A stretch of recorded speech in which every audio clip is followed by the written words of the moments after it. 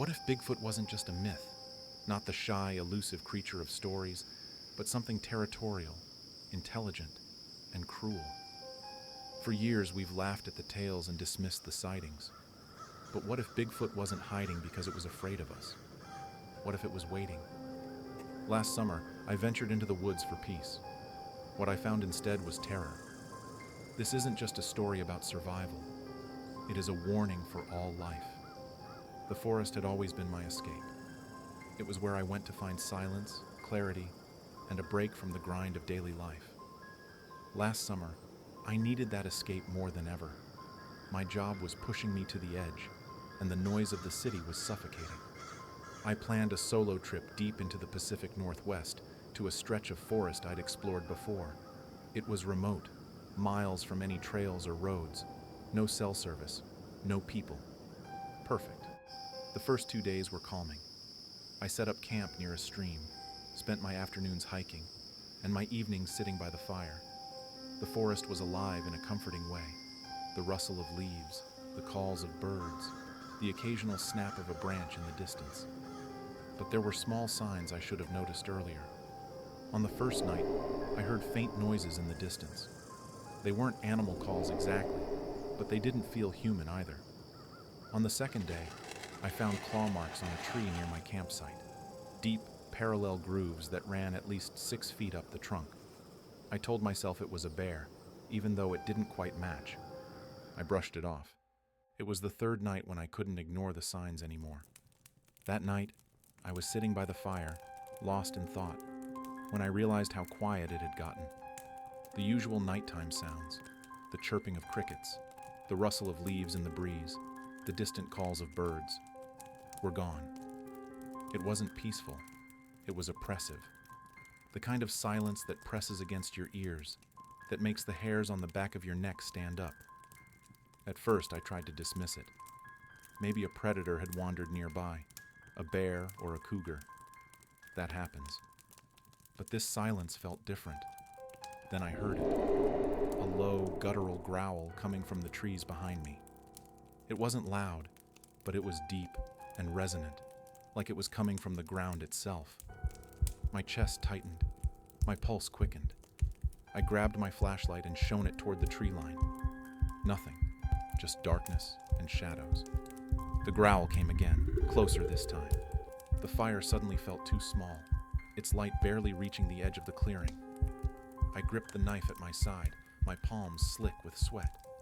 Whatever was out there, it wasn't afraid of me. The next morning, I forced myself to leave the safety of the tent. I was hoping I'd imagined the growls, that it had been a bad dream brought on by exhaustion. But then I saw the tracks. They weren't just near my camp. They circled it, looping closer and closer, as if whatever had made them had been stalking me all night. The prints were enormous, at least twice the size of my boot. Each one was perfectly formed, with 5 toes and a heel, pressed deep into the soil. My stomach churned as I crouched to examine them. They weren't human, but they weren't animal either. The depth of the impressions told me something else. Whatever made them was heavy, very heavy. I stood there staring at the tracks, my mind racing. Something had been watching me, something big. The tracks led me deeper into the forest, to a part I'd never explored before. The trees here were older, their trunks thick and gnarled, their branches weaving together to blot out the sun. The air grew colder. The tracks twisted and turned, weaving through dense undergrowth and over jagged rocks. After about an hour, I smelled it, a sharp, acrid stench of decay. At first, it was faint, like something rotting far away. But as I moved closer, it grew stronger, thicker, until it coated the back of my throat and made my stomach churn. Then I saw it, the clearing. At its center was a massive structure made of logs and branches, stacked and woven together like a nest. The wood was dark, streaked with claw marks, as though something had ripped at it in rage. Bones littered the ground. Most were animal, deer, elk, but as I stepped closer, I saw others. Human bones. A skull, its surface cracked and weathered, stared up at me from the base of the structure. Nearby, a femur lay snapped in half, its jagged edge catching the light. The smell was overwhelming now, thick and suffocating. I wanted to run, but I couldn't move. This wasn't just a lair, it was a graveyard. And then I heard it, the snap of a branch behind me. I turned slowly, flashlight raised. For a moment I saw nothing, just trees and shadows. It stepped into the clearing. It was enormous, 9 feet tall, its shoulders impossibly broad, its body covered in thick matted fur. Its arms were long, ending in massive hands tipped with claws that gleamed faintly in the light. But its face was what froze me in place. It wasn't an animal. Its features were disturbingly human. Its brow heavy, its nose flat, its mouth curled into a snarl that revealed jagged yellow teeth. And its eyes. They glowed faintly, reflecting the beam of my flashlight. They weren't wild. They were intelligent. It growled, a deep, guttural sound that vibrated through my chest. Then it tilted its head, studying me like I was prey. My legs shook beneath me, but I couldn't move. I couldn't breathe. Then it charged. It hit me like a freight train. Its massive hand slammed into my chest, knocking me to the ground.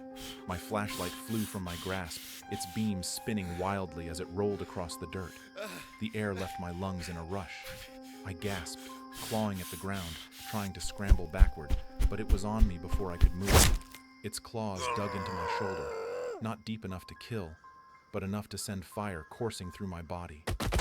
I thrashed and kicked, but it didn't flinch. Its sheer weight pressed me into the dirt, pinning me like I was nothing. Then it shifted. Its massive foot came down on my leg, and the snap echoed through the clearing. A scream tore from my throat, the pain blinding and all-consuming. I writhed beneath it, my vision swimming with tears. Through the haze, I saw its face, its mouth curling into a slow, deliberate smile. It wasn't a natural smile. It was cruel.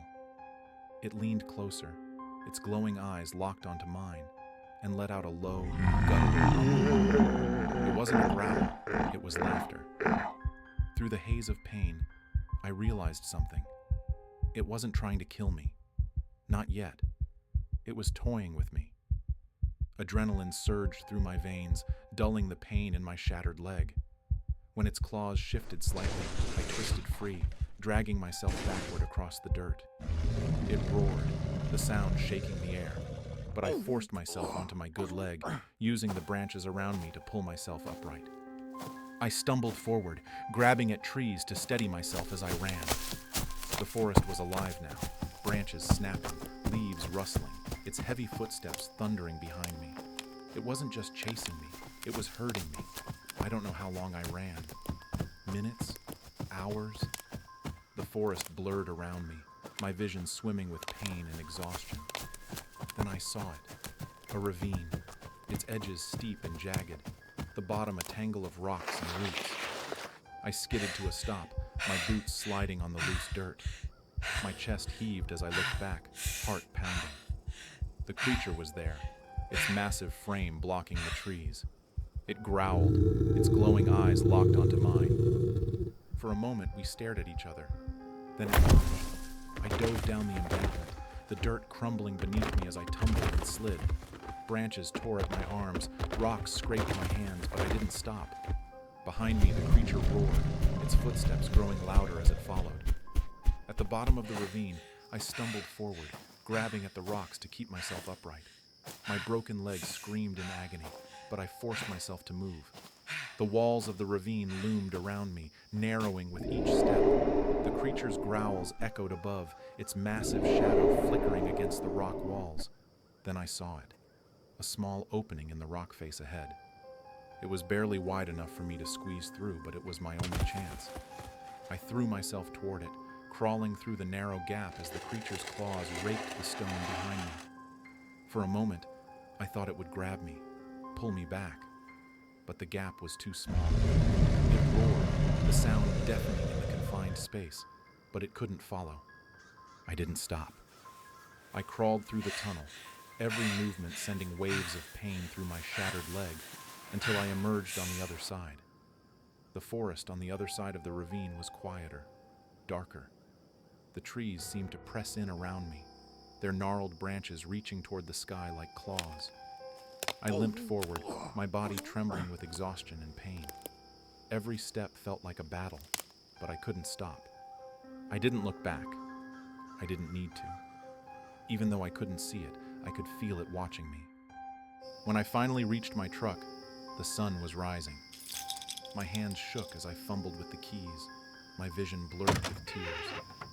The door creaked open, and I collapsed into the driver's seat, slamming the lock button with trembling fingers. I didn't start the engine right away. I just sat there, staring out at the forest. I expected to see it there, standing at the edge of the trees, watching me. But the woods were empty. At least, that's what I told myself. I drove away that morning, leaving my gear, my campsite, and my sense of safety behind. My leg healed, but the nightmares didn't stop. Every time I close my eyes, I see its face, its glowing eyes, its jagged teeth, the cruel smile it gave me as it broke my leg. So now the question I used to laugh at, what if Bigfoot was real? Was no longer laughable. He's not the shy, gentle giant of stories, but a predator, a creature that sees us as trespassers in its world.